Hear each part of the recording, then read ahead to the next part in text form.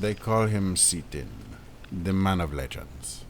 Hello ladies and gentlemen, what is up? It is Seatin here. Welcome to a video on stats in Archeage. So today we're going to be talking about all the various stats that you have in Archeage, what stats you should be aiming for based on your class, and pretty much all the intricacies and details of stats in Archeage. As you can see, it's pretty damn complicated. There are a lot of stats in the game and stuff that you do kind of need to be aware of to sort of be successful in endgame PvP. So we're going to talk all about that today. So going for the very basics, now we're going to talk about damage. The damage that you do is split up into 3 different types of damage. So you have your melee damage, you have your range damage, and you have your magic damage. Now to kind of be successful on any one class, you kind of need to put all your gear towards a certain attribute. For example, you know, if I'm a primeval, I want to try and get as much ranged attack as I can. If I'm a dark runner, I want to get as much melee attack as I can. If I'm a dagger spell, I want to get as much magic attack as I can. Now, your melee ranged attack and magic attack are mainly derived from your weapon. Your weapon will be the biggest boost to any one of these 3 stats, and weapons are just really powerful in this game. So for example, you see I have kind of like 325 ranged attack at the moment. So if I unequip my weapon, which is the Hassler bow, you can see what my ranged attack goes down to. It's just down to kind of 87, which is absolutely nothing. And then if I, equip my bow back, it goes right back up. So as you can see, the weapon is a huge part of your damage in Archeage, and that is essentially why I have no magic attack, because I don't have any weapons or any gear catered towards dealing magical damage, because it is not needed in my archery spec that I'm running at the moment. So that's something to bear in mind. The majority of your damage will actually come from the weapon itself. Weapons are OP, and don't you forget that. So you want to get a weapon or weapons appropriate to the class that you're playing, and that is something very important to sort of keep in mind. Now, the kind of next stat you do have is, if you are a healer, is healing power. So healing power is really quite difficult to find on gear, I'd say. The kind of standard healers at endgame, because of kind of like survivability issues, healers are always nuked, they use a one-handed scepter and also a shield with as much spirit on as possible. But we're going to talk about the additional stats in a minute. So you're going to find healing power on sort of scepters, clubs, two-handed maces. So that's the kind of, weapon that you want to go for if you want to be a healer in Archeage. But now we're going to talk a bit about the physical magical defense. You'll notice on pretty much every piece of gear you have both, you'll have some sort of defense. Now on cloth, you're only going to have magical defense, and you're going to have quite a bit of it. On leather, you have both physical defense and magical defense, and you're going to have kind of an even amount of it. And on plate armor, you're going to have lots of defense for physical, but no magic defense at all. So it kind of creates a rock paper scissory vibe. So for example, like literally, because mages have no physical, or somebody playing a dagger spell will likely be all geared to cloth, they won't have any physical defense, which makes them very susceptible to, somebody spouting out a lot of physical defense, such as a archer or a melee DPS. Whereas, for example, a melee DPS won't have any magical defense, so a caster will easily be able to nuke them down, because likely they are not going to have much defense to you. And a archer will kind of, be equally, a bit in the middle there. They won't be super OP against one class, but then, they won't be like super gimped at another. So, it's an interesting combo that they have here, but it's pretty damn cool. So going on to the next stats, what you have are, you got your strength, you got your intelligence, agility, spirit, and stamina. Now, hovering over pretty much any stat tells you exactly what it does. So strength increases your melee attack rate by 0.2 per point, it increases your parry rate, it increases your melee accuracy, and melee on range chance to block.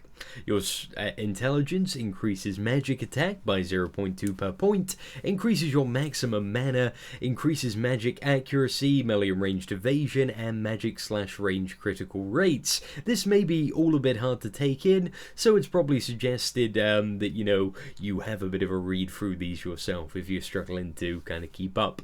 So agility increases your ranged attack by 0.2 per point, increases your accuracy of your ranged attacks, your melee and ranged evasion chance, and also your melee and ranged critical rates. So that's pretty damn cool. And then spirit increases your magic defense and healing power by 0.2. So this is the healer stat. It increases your health and mana regen speed, although that is very, very worthless. And I'm just going to quickly explain why. Basically, nobody has any post-cast mana regen, or combat regen as we like to call it.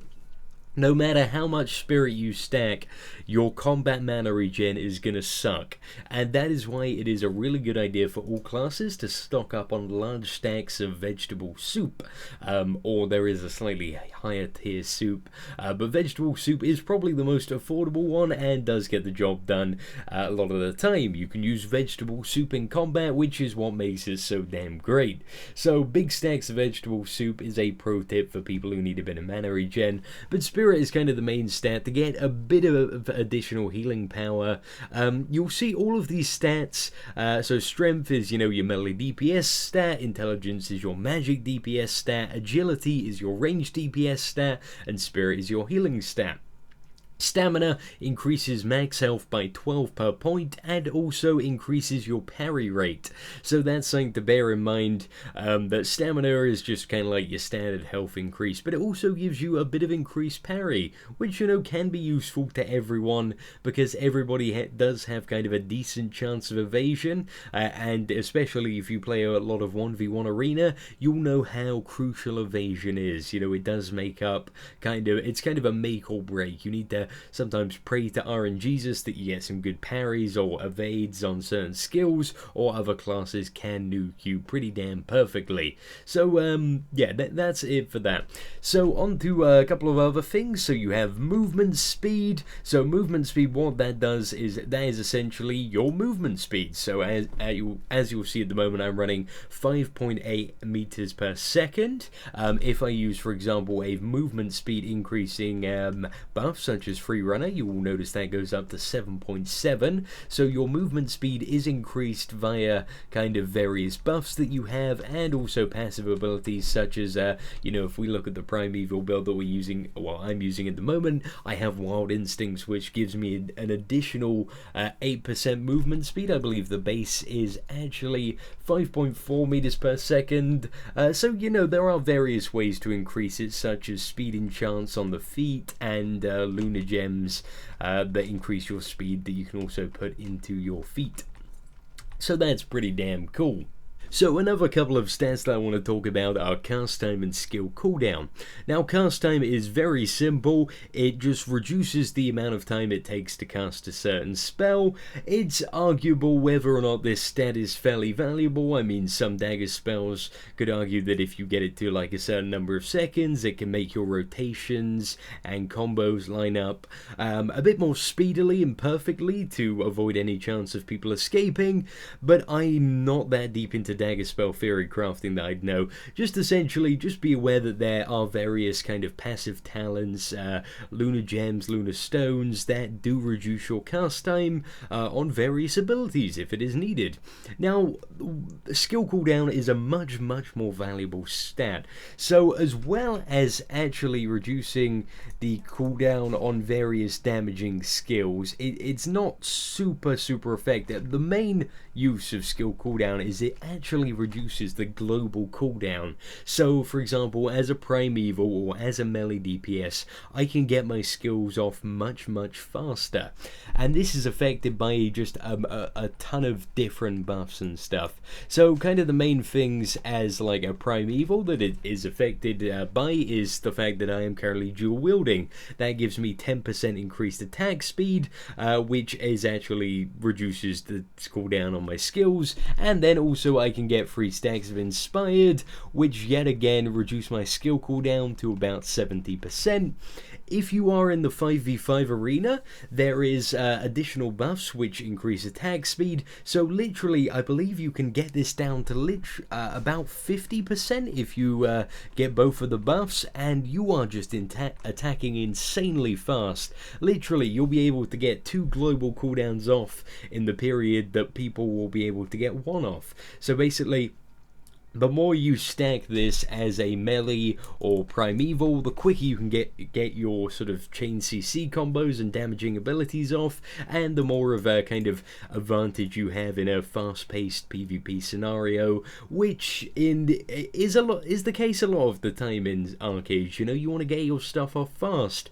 Everyone has a crap ton of damage, so it's all about getting in there, getting the CC first, and that is why skill cooldown is really, really good. It allows you to get your combos off fast and just deal insane damage, keep your targets CC'd. So yeah, skill cooldown to me is one of the most valuable stats in the game. There are also various rings in the game. I have a couple of them on me now, not brilliant quality rings, but you can actually upgrade them that increase attack speed, and these are quite valuable for pretty much any kind of melee or range class that wants, you know, a bit more attack speed. So yeah, you can buy those off the auction house or craft them by yourself using handicrafts. So going into the deeper stats, you'll see there's quite a lot of complexity. You have, you know, your attack speed more ironed out, your accuracy, your crit rate, your crit damage, your skill damage. Obviously, this is affected by all sorts of stuff via lunar stones, via kind of your base stats. So be sure to kind of, you know, look at the standard stuff. But there's just a few stuff additional that I'd like to point out. Now, in between all these stats is a stat called Focus. Now, what Focus does is basically it is the amount of block, parry, and evasion of a target ignored by your attacks. So basically, if you stack Focus, you can have you basically have an increased chance to hit against players with a high block, parry, or evasion chance. And this is amazing for PvP, because literally everybody has, you know, a bit of evasion, but by stacking Focus, sometimes you can completely bypass the kind of mitigation that they have. Now, the best way to get a lot of focus, I mean, the only way from my personal knowledge to get it at the moment, is to socket it via lunar gems in your weapon. So once you've acquired the Hassler weapon, which is the level 50 weapon that you get, it's kind of the best one, and that you'll certainly want to aim to farm as soon as you hit the level cap. There's a bit more information about that in the kind of description of the video if you want to know where to get Hassler weapons, but basically via the PvP vendor, who is the honor vendor who can be found next to any gladiator or 5v5 arena queue. He sells focused lunar gems, and you can chuck a couple of them in your weapon and get a nice stack of focus. And this will basically just mean that you hit a bit more reliably on your targets. I mean, people still have really nice cooldowns like Redoubt and the parry one from Battle Rage, but you know, this will reduce the chance of RNGs just totally screwing you over when you're trying to get like an opener or like a finishing shot. So yeah, that's just something to bear in mind. Focus does exist. So stack it if you can. It's the best thing to put in your weapons by far in the lunar gem sockets, so definitely do that. Then you also have additional stats like Resilience. Now what this does is basically reduces the chance to be crit. And that is very useful when it comes to Arena as well. I believe the only place you can currently get Resilience is via Lunar Gems in the chest. I don't have too much of it at the moment, and I've got the very weak Lunar Gems, just due to the fact with the Resilience and Toughness Lunar Gems, you need a level 50 item to actually socket them in, and the questing gear that I have at the moment is not ranked as level 50, so I cannot socket any of the decent gems in there, but that reduces the chance to be crit and the amount that I will be crit for. So Resilience is a very good stat, and then on to Toughness, which is basically just a flat out damage reduction against other players. So Toughness is a good stat to stack. It prevents you from being burst down as fast, and you want to try and get as much of it as possible in your legs. I currently have the max I can for a non-level 50 piece of equipment, which is 2 180 toughness runes, and it doesn't make like all the world's difference, but it's like, you know, that little bit of damage reduction that does additionally help you. And once I have level 50 legs, I'm sure kind of the double 200 and something toughness lunar gems is certainly going to prove quite handy in my quest to become the ultimate 1v1 arena gladiator. Apart from that, you kind of have a variety of additional stats. Bonus melee, you have all these bonus damage reduction stats, which I believe mainly come from buffs, and also various talent points in sort of defensive trees. So I'm not entirely sure where those stats come from, but basically, you know, they're just a bit of a bonus on your magic and physical defense. And then you have a siege damage decrease. I don't really see in what scenario siege damage decrease would come in handy, but you know, if tanks ever rule the world and start beating us all up, then yeah, we're gonna have to stack siege damage decrease. But I have no idea where you get that stat from at the moment, and I have not seen it about on any lunar gems, enchants, or anything. Apart from that, you have your health and mana regeneration, which, to be honest, are pretty damn pointless considering none of them are in combat. You're better off just stacking up on food, because that is like the quickest and most efficient way to get your mana and health back. So, ladies and gents, that is pretty much it for the stats guide. I hope you have learned a thing or two. I hope stuff has been fairly clear. If it's not clear, feel free to comment below and I'll try to clear up anything that I can. Let me know, and I'll see what I can do. So thank you once again for watching, and have an absolutely great day.